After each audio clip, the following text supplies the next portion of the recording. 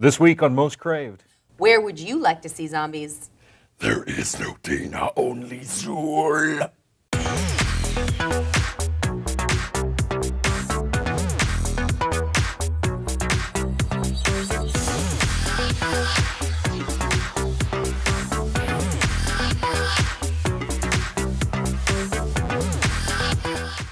Hey, and welcome back to the latest episode of Most Craved. I'm Silas Lesnick with ComingSoon.net. I'm Jenna Bush with Legion of Leia. And I'm William Bibiette. And I'm William Bibiani with Crave Online. Hey, everybody. We're going to start off the week by talking about Ghostbusters and a casting list that Bill Murray... Yes, it's funny that Bill Murray is now suddenly really helpful now that no one's asking him to actually be in it. Have you noticed that? Sweet. It's sweet. I still want him to be in it. Of course. Who wouldn't? Who wouldn't? He should be in it. I mean, Yeah. But sounds like we're going to get a female cast this time. We are He gonna get a has female cast four this time. names. Yes. Melissa McCarthy, who I think should be in everything. Yes. Kristen Wiig, Emma Stone, and Linda Cardellini. Linda Cardellini is sort of like, Linda Cardellini. No one ever talked about that before. Everyone else is sort of like in the upper echelon of female comedians right I now. love kind of a Linda no-brainer. Cardellini, though. I think Oh, me she'd be too. great. I would totally go see a movie with this cast. Absolutely. Thanks, Bill Murray. Absolutely. But this, of course, actually means nothing. No, It's just of he course. thinks it would be neat. And he did give a shout out to his own co-star in Zombieland, Right. Emma Stone. But there's so many female comedians or actors who have proven themselves great at comedy who could be in this film, and I think they'd be fantastic. I mean, people like Maya Rudolph, Amy Mindy Poehler. Mindy Kaling, Amy Schumer. I don't think we should even necessarily be looking at... You know who, for some reason, pops in my head? Vera Farmiga.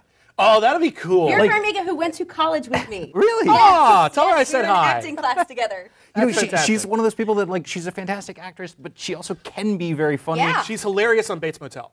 Absolutely hilarious. Yeah. But the thing is that, you know, we talk about like what Dreamcast we want. We have no idea what the character dynamic is going to be. It's not, Oh, not at all. it's not like we want to have a female Egon and a female Ray and a female Winston. And no, it's just going to be four new characters, I Not imagine, even necessarily right? four, to be Yeah. honest. I mean, we have no idea what the status of Ghostbusters will be when a Ghostbusters 3 rolls around. Yeah, and I think original characters would be great. I mean, sure, you're going to probably have the nerdy one, the Egon. Oh, I love Egon.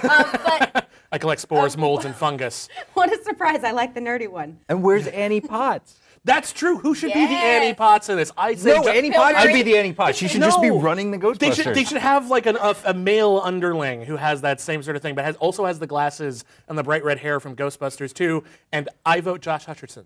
I don't know why. I want to see him in big round glasses and a red like bob wig. I think he'd look I'm not fantastic. sure if I need to see that. Josh, you'd but- do that, right? Josh, tweet me. Totally At William do it. Bibiani. Can we get that down here? Yeah, there we go. Okay, thanks. Thanks. But there's a lot. I mean, we talked about this before on the show. There's been a lot more of a movement lately to get more female leads in genre material. Yes. And we started. We heard now that there's going to be a female lead in a Minority Report TV series. Right. Sort of. Right. I mean, it's really from the description. Obviously, this is a tiny little description, so I don't really know who's really the lead. But it's a female detective, and this is set 10 years after the movie. So one of the precogs is trying to live a normal life and then working with this female detective. Yeah. So who knows who's the lead? Yeah, it could be Still- Arthur or Dashiell, whichever one of the twins survived. It's an interesting Yeah. plot, though, because it's Yeah. not just, hey, let's redo Minority Report. It sounds like it's the same continuity as the film. It's 10 years later, and the pre-crime doesn't exist as a police task force. Right. It's now more of a female private investigator, almost, is what it sounds like. Well, on that, and the thing is that sounds almost like a TV series from the 80s. It's a kooky private detective, and he's teaming up with a medium, or she is, I suppose. But and it sounds awesome. it does sound It awesome. does. I'm totally in. And what I hope they keep in touch with, because I love Minority Report, it's one of my favorite Spielberg movies. The two male precogs, they were the crap precogs. Like they weren't very good at it. Like they made that very clear. So she Agatha was the one who comforts knew what she him was when doing. he screws up. Right. No, I just think it'd be nice that if he's somewhat unreliable, because otherwise it's going to be pretty much like that guy's going to kill someone. Like Yeah. done. You know. Add an air of unpredictability. Yeah. So I think that's a cool idea for a show. We also have a potential female lead in Supergirl. Yes, it sounds like that's is on what the I was way. thinking, 'cause I'm so excited. Okay, so this is coming to us from Greg Berlanti from Arrow and The Flash, and Ali Adler from Chuck and No Ordinary Family, which I liked for the first half of the season. Right. And we need to make it clear that they're not just like doing this show. They're Right, working on a right. pilot. They haven't even sold it or even really sent it out yet, but they're working on something, and these are the people who've done great stuff before.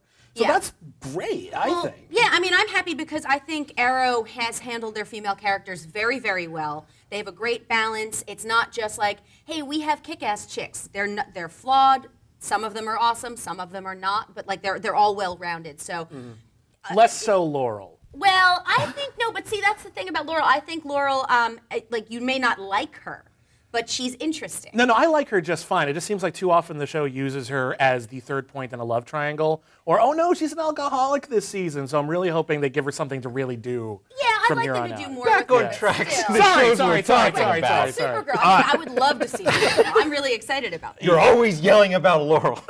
Damn you, Laurel! One of the things that I think was, when Man of Steel came out, one of the things, and Zack Snyder talks about in the commentaries, there's a missing pod Yeah. from Yeah. Superman ship, and it's Yeah. hinted that could be Supergirl.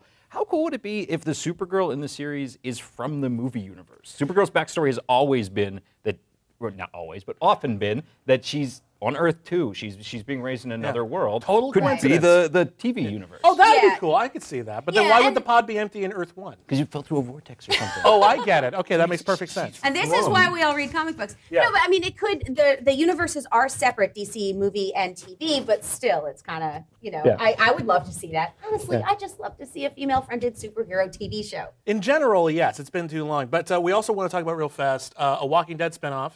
Yes. Yes. So this is from the same producers that do Walking Dead, and everyone's been talking about how they want to see what's happening in the rest of the world. So we don't Yes. know anything about it. all other they're than- calling it right now is a companion series. Yes. Yes. New cast. Yeah. Yeah. Well, and I think the best Walking Dead ever has actually been the video game.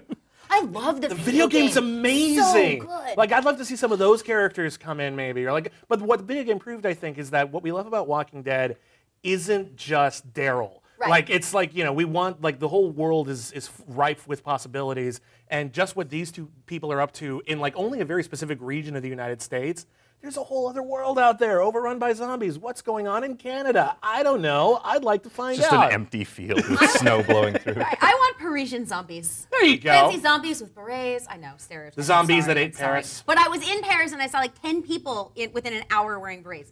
Just saying. And there's the catacombs.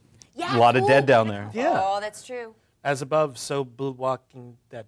Nice. That's nice. the title of this series. Yeah. Anyway, that's all the time we have this week, but we'll Let's be end on back. that note. The best note ever.